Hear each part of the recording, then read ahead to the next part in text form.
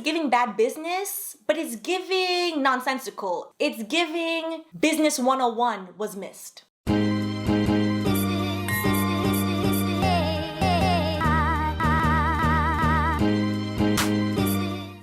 Welcome back to Wine and Chill. I'm Stephanie, your favorite recovering lawyer. Well, as you know, not your lawyer, which brings me quickly, because we haven't done this in a while, to the description box below, which is, this is not legal advice, yada, yada, yada, insert that, and yes, we are drinking wine out of a can. It's very good, refreshing, sparkly. This is some good stuff. Highly recommend. All right. Today, we are finally going to discuss Megan Thee Stallion's long legal saga with her record label 1501 Entertainment, which, as you know, she has been in a long-standing battle over her record contract and now over what constitutes an actual album. Can a mixtape be viewed as an album, or is it simply just an album that her label is viewing as a mixtape? It's an album. It fits in the definition of what they have contractually defined as an album, but we're jumping the gun. Let's get into our agenda. So, first, we will start with Megan Thee Stallion and the fine print of getting signed. Who are the 3 different entertainment companies that she's signed to? What are they supposed to be doing? What are their actual contractual functions and obligations? Because some of them, hence why there's 2 lawsuits. Second, we're gonna go through 360 deals. 360 deals are unfortunate, unethical, and honestly quite problematic. However, we've never done a full breakdown of what they are, so we're gonna go through that because Megan herself, somewhat admittedly by the record label's own admission in court documents, is in a 360 deal. Then we'll get into the contracts, and with that, the 2 lawsuits. Yes, there have been 2, and while I don't have a copy of her exact contract, we do have hundreds, if not thousands, of pages of legal documents to infer what is in the sealed contract. And lastly, we'll get into where is Megan's money, specifically to the allegation that she has never been paid royalties for any of her music, and what did her record label 1501 Entertainment do with what is essentially millions of dollars. A huge shout out to my Patreon. I appreciate y'all, and a special shout out to my sincere patrons. That's a lot of S's. Courtney, Judy, Juanita, and Edna. I appreciate y'all. Thank you. And if you're interested in more content, feel free to sign up for the Patreon with the link below. Let's get into some procedural background. Megan Thee Stallion is signed to 3 different entertainment companies. They all serve their various function and are purportedly supposed to be helping her with her now stellar music career, as she has risen to fame since being signed to 1501 Entertainment back in 2018. 1501 Entertainment is most notably owned by Carl Crawford. Carl Crawford is a renowned and esteemed baseball player. And in the words of his own business partner, Jay Prince, in the deposition taken last year, October, Carl doesn't have much music experience. And that's despite what he initially told Megan and her mother before her mother passed away in 2019. And that is the crux of a lot of this problem. The record label, essentially, their function traditionally is to market the talent, essentially get the talent ready to perform, help them make music, heavy back on the marketing, all the things now, to be quite frank, social media has stepped in, and essentially to even get a record deal these days, you already have to have somewhat of a following, which Megan did when Carl allegedly discovered her in 2018. Now, 1501 Entertainment simultaneously signed a distribution deal with 300 Entertainment. A distribution deal is essentially distro is in charge of making sure the artist's music gets out to the streamers, gets into Walmart, Target, for those people still buying actual physical copies of CDs. I miss my Walkman. It was a good time. And it's not uncommon for a record label to not do their own distribution, especially when you have the owner of the record label who's admittedly not super familiar with music distribution. So essentially they sign into the deal with 300 Entertainment, so Megan is also signed to 300 Entertainment. Whenever you hear Megan's music on Apple Music, Spotify, Pandora, yes, I still am unashamedly listening to Pandora. The algorithm knows me very well. That is because 300 Entertainment, her distribution company that she's signed to, has entered into those agreements. Streaming, on the other hand, barely pays pennies to artists. So how are most artists making their monies these days? It is mostly from touring. Now, the third entertainment company that Megan is signed to is Roc Nation, most famously. Megan signed to Roc Nation in 2019, allegedly without 1501 Entertainment knowing, and this is largely due to the fact that 1501 Entertainment and Megan Thee Stallion have been in a contentious relationship for over 4 years because 1501 Entertainment has legally blocked numerous times Megan's music from coming out. Yeah, it's a very toxic situation we're about to get into, so buckle yourself. Roc Nation is her management company, and their job as her management company is to do anything cross-promotionally. So get her on TV. For example, her feature in She-Hulk, what a great crossover.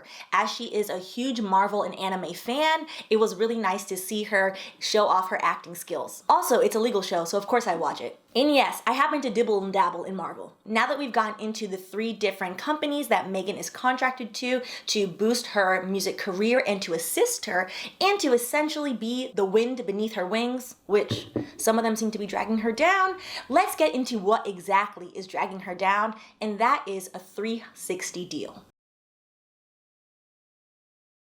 This came up in 2019 when she signed to Roc Nation as her management company. Their legal team initially flagged it for Megan and stated that she was in what could appear to be a multi-right or 360 deal, and that this was a huge problem because a 360 deal entitles the record company to things that it essentially doesn't really do any labor for. So essentially 1501 gets a cut of income streams outside of recorded music, such as live shows, commercial deals, and according to 1501 in their countersuit, they want everything, even if they haven't worked for it. Megan Thee Stallion has sued 1501 twice. We will specifically get into the lawsuits, and in response, they are countersuing Megan Thee Stallion, to which they admit they want it all, even though they haven't really done that work. So, according to 1501 and their lawyers, indeed, MTS, Megan Thee Stallion, has never fully accounted to 1501 for her entertainment income, nor has she paid 1501 any part whatsoever of its due portion of her entertainment income. Entertainment income includes income from endorsements, sponsorships, special marketing agreements, strategic partnerships, or other business relationships, as well as exploitation of name, image, and likeness, merchandise, live performance, and performances all media, among other things. 1501 is contractually entitled to a certain percentage of MTS's entertainment income. This is highly egregious and abnormal because a regular record label would never be entitled to any of these things. They would simply be entitled to royalties off of the percentage they receive from publishing. So with royalties, you have the publisher's royalties and you have the writer's royalties. They would have their royalties, them being the publisher, and they would receive their money that way. Asking for money from the sponsorship, they might as well go ahead and ask her for the AdSense money on YouTube. I mean, they probably are, which is wild. Hence why Roc Nation then interjected and was like, hey, if we're going to sign you, how are we going to make any money if essentially all of your money goes to 1501? So we need to renegotiate this. It's also interesting, and we're going to get into royalties a little bit later in the video, that 1501 is countersuing Megan Thee Stallion, stating, hey, you know what? We want all of your royalties. And even though, yes, boo, you wrote all of those songs, you know what? We too are on our thought shit and would like some cash. The audacity. All right, let's get into the specific contracts and with that, the procedural history of the lawsuits, which basically illuminates what is in this 360 deal. The first lawsuit came up in 2020 when Megan Thee Stallion sued 1501 Entertainment because they refused to let her release music. Imagine purporting, after you have made literally $140, $150 million in baseball, pretty great, lots of money. You then switch your career to go into music, into entertainment, and you mess up the number one rule, which is to release the music? As a record label, it really doesn't make any sense, a lot of their actions, to be quite frank. On March 6, 2020, the judge then ruled in Megan's favor in what would be the first of many TROs, temporary restraining orders, in which they alerted and instructed 1501 Entertainment to essentially stop messing with your artist and messing up your money and her money, because this doesn't make any sense. So specifically in the original TRO, the defendants Crawford and 1501, including their affiliated entities, employees, representatives, principals, and agents, collectively the defendants, are enjoined and ordered as follows: to do nothing to prevent the release, distribution, and sale of Pete's new records scheduled for release on March 6, 2020, and to immediately refrain from preventing distributor 300 Entertainment from releasing, distributing, or selling Pete's new records. You thought they would have learned the first time, but if you look in the procedural history of the two cases, this happened, unfortunately, nearly a dozen times, in which Megan and her attorneys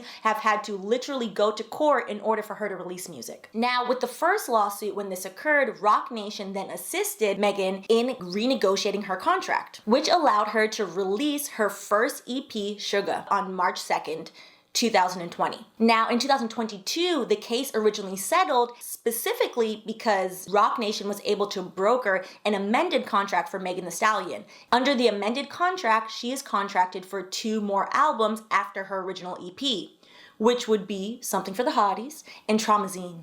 But we're gonna get into that mess in a second. Unfortunately, and according to Megan and her team, even though an amended contract was put in place, 1501 never honored the amended contract. In referencing the first lawsuit, 1501 Entertainment's lawyers stated this in part: Megan Pete, PKA, performer known as Megan Thee Stallion, MTS, has repeatedly made false and baseless accusations in the press against 1501 and its founder and CEO, Carl Crawford, but none of it has been under oath, and here is why.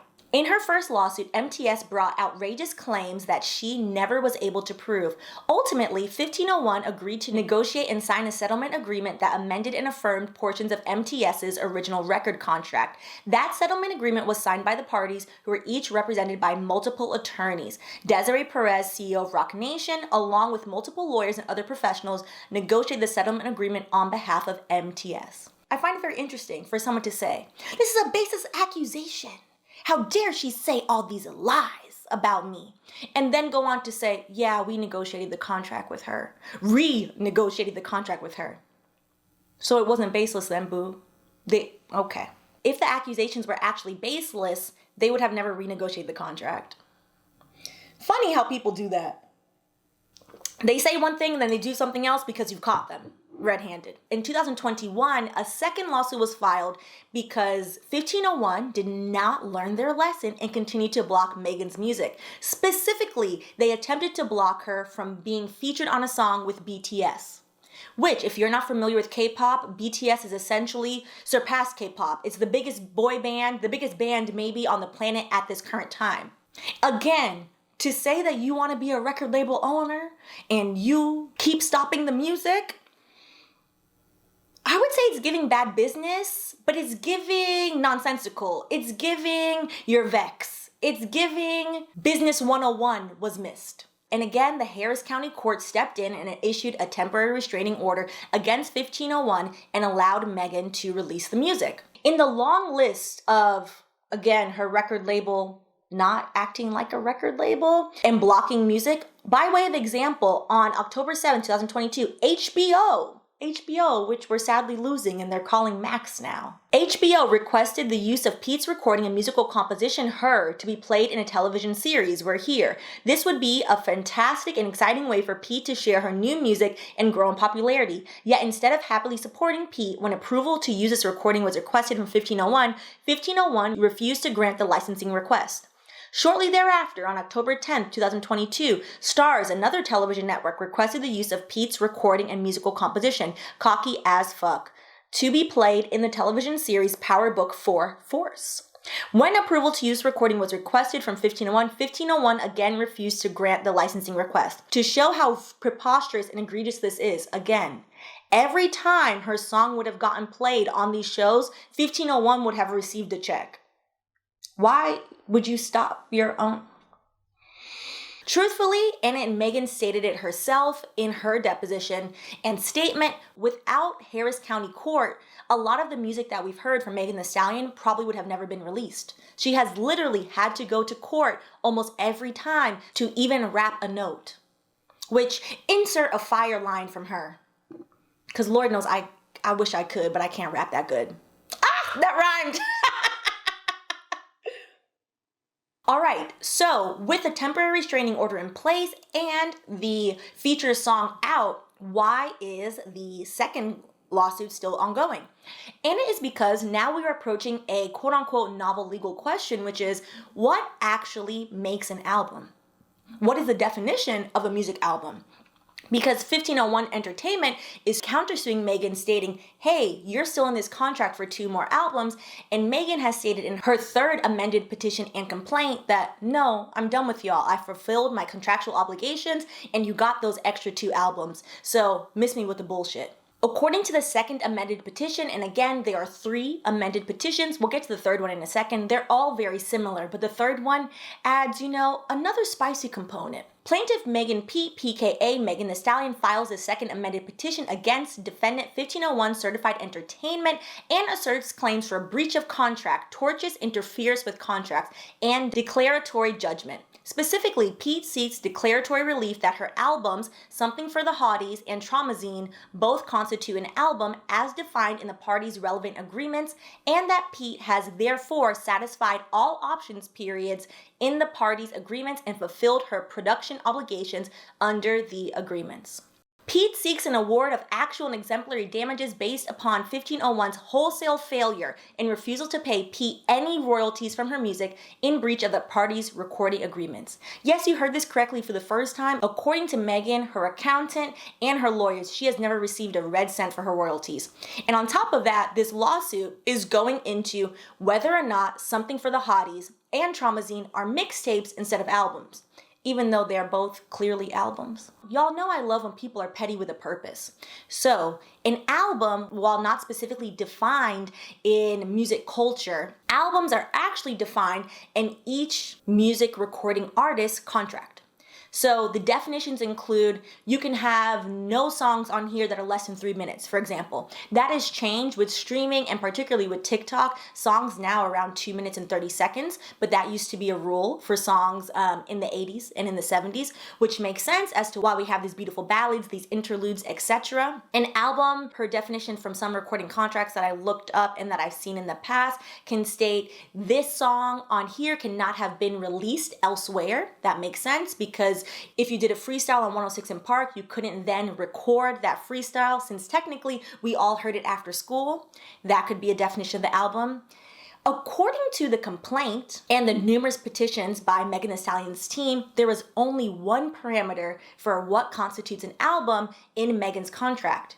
And that parameter and definition was an album can be anything that is above 45 minutes long. So how long exactly is Something for the Hotties? Paragraph 24 of the 2nd amended petition states, on October 20th, 2021, 1501 exercised its option to extend the term of the contract for the 2nd option period. Then on October 29th, 2021, Pete released her album titled Something for the Hotties.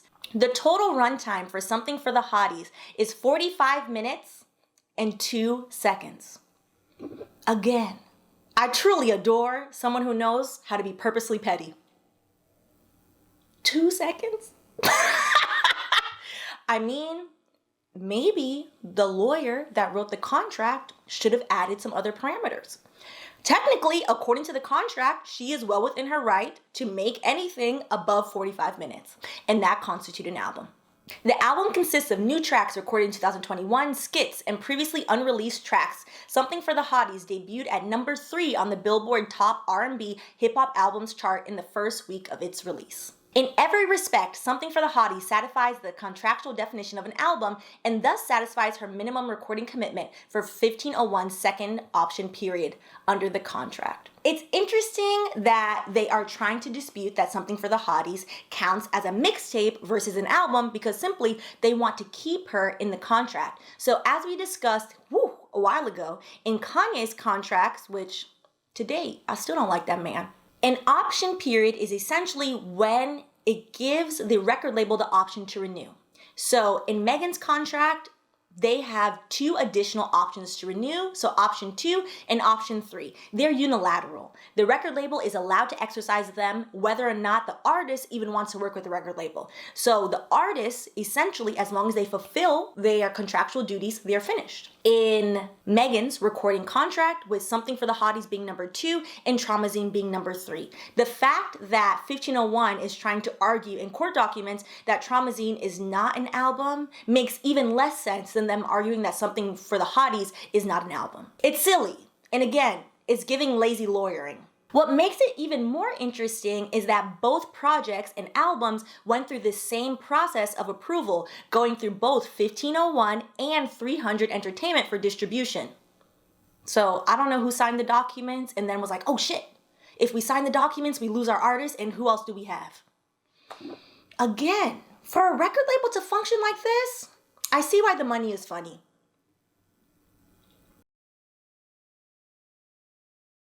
Which brings us to the lack of monies. And outside of the entire and completely exploitative nature of this relationship between Megan and her record label, it is very sad to see artists continually be stuck in this trap that not only hurts them, hurts the music industry at large, but also robs fans and people that generally support and want to see new and inventive types of music being released. If you've been subscribed to this channel long enough, you might remember the breakdown we did of Kanye's contract, where Kanye tweeted out his more than 100 pages of his contract, even though 3 years later, I still, even more so, really don't like that man. He was right about the music industry and about the exploitative nature of the contract in the music industry. And doesn't this sound familiar? Paragraph 41, it is now evident that 1501 did not intend to honor either the contract or the amendment as they relate to 1501's financial and accounting obligations to Pete. 1501 has provided Pete with accounting statements for her review, and this is from the second amended petition. For her review, but the accounting statements are so lacking in detail and information that they fail to comply with the terms of the contract and amendment and fell below industry standards. For example, the accounting statements provided by 1501 did not provide any breakdown of the costs and expenses being charged against Pete. This omission is critical because the contract is a net profit contract, where 1501 as the label gets to subtract permissible and approved recording costs and promotional and marketing expenses from the net revenue received before Pete's share of the royalties is calculated. Meg's net profit contract, also 360 deal on the side as well, is very similar to a lot of artists, and similarly we talked about in Kanye's contract as well, where they simply will charge the radio spot, the music video, any type of marketing, whether or not you're doing it in your own social media, and they will charge you and take out all of that money before you see a red cent. If you look above and below, it's saying $8 million, $4 million. So you think like, oh, he's getting a lot of money. However, if you look, this balance of the 6th album recording fund, that's his paycheck, $4 million bolded, underlined, shall be administered by IDJ, Island Def Jam, in accordance with the terms of paragraph 6.01, subsection A of the recording agreement, so you always have to reference back, and if after deduction of all recording costs paid or incurred by IDJ in connection with the 6th album. It continues on to list off all of these deductions that get deducted from his $4 million. And then it says, there remains any balance. If there remains, they're like, I don't know if you're even gonna have a balance, buddy. Also, throwback to the beginning of this channel. Insert the 1998 heartbreak of Toni Braxton when it was revealed that even though she had been on a sold-out world tour, she had to file for bankruptcy because her record label allegedly took all of her money. And I say allegedly very loosely because they definitely took all her money. The cruel irony of Meg's situation is that in the legal docket that spans almost 3 years, her and her team have adamantly stated that Meg has paid for all of this out of pocket. That 1501 has been so spiteful towards her, not just in the recent trial of her assailant, but in general for no apparent reason. Which, if you want to see a video about that, I'll link that here. And not only has Megan been doing her own marketing and essentially with Roc Nation stepping in to get her actual cross-promotional deals, 1501 has been actively trying to stop Megan from releasing music. In paragraph 46 of the second amended petition, specifically 1501 refuses to allow Pete to release any music with her as a featured artist on any tracks with recording artists unless 1501 is paid directly for Pete's involvement. Yeah. Even more egregious, 1501 refused to pay for any marketing, advertising, or promotion of Pete's new music and instead insists that Pete pay for everything herself. Imagine you footing the bill and then somebody still sending you a Venmo. To add the biggest insult to this very large injury, Megan's lawyers provided in numerous exhibits, as well as stated in their amended petition, that a lawyer claiming to represent 1501 Entertainment has been seeking to receive Megan's writer's royalties. It should be noted, Megan receives 100% of her writer's royalties, or should, she's received nothing, because she's the sole person writing all of her raps. Our faves wish they could say the same thing. That's none of our business right now. To note, as we stated before, the record label is only supposed to receive the publishing royalties. Yeah, I don't think one accidentally emails BMI to claim somebody else's money. I don't see how you talk your way out of that. Oh, am scamming. Allegedly. Likely. Maybe. Paragraph 67, this conduct is inappropriate, in breach of the parties' agreements, and in violation of industry norms. It is in complete violation. 1501 has never contractually or otherwise owned, controlled, or had an interest in any rights in relation to Pete's writer's share of her performance rights and monies. Finally, 1501 has collected millions in royalties for Pete's music and still has paid her none of them. Zero, nada, zilch. Through discovery, Pete has learned that Carl Crawford dissipated millions of dollars held in 1501's primary bank account, including money that 1501 was advised to keep in escrow for Pete. Escrow is when you keep the money separate for your client. So as a lawyer, you are required to keep money in escrow, settlement monies, etc. for your client. Similarly, when you have a fiduciary obligation, a financial obligation to somebody, you are supposed to keep their money in escrow.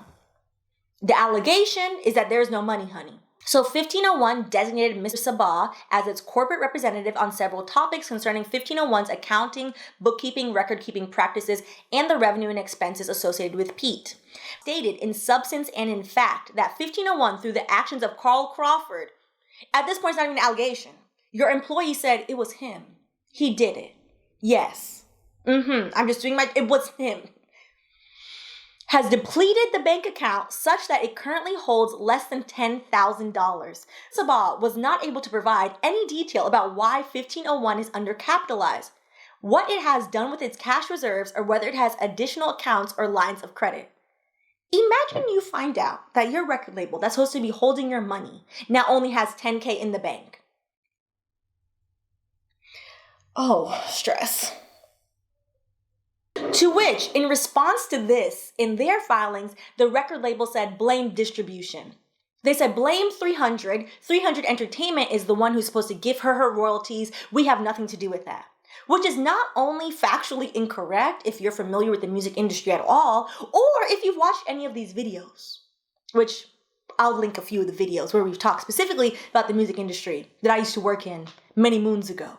And to end this on what is a somber and honestly very sad note, to this day, Megan has only ever received $60,000 from her record label. $60,000. After all of that labor, all of that music, all of those tours, all of those appearances, $60,000. And in Megan's own words, in her statement to the court, when I started becoming very successful with my album release, I hired accountants and then realized that 1501 had never provided me any royalty statements, which was required to do under the contract. I also learned that 1501 had not been collecting any publishing royalties, nor had 1501 hired any publishing company to collect any publishing royalties.